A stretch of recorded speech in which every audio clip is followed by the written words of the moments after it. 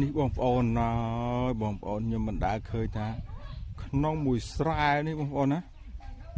និយាយវាថាសិតប្រម៉ោតម្រុយទាំងអស់បងប្អូនហើយ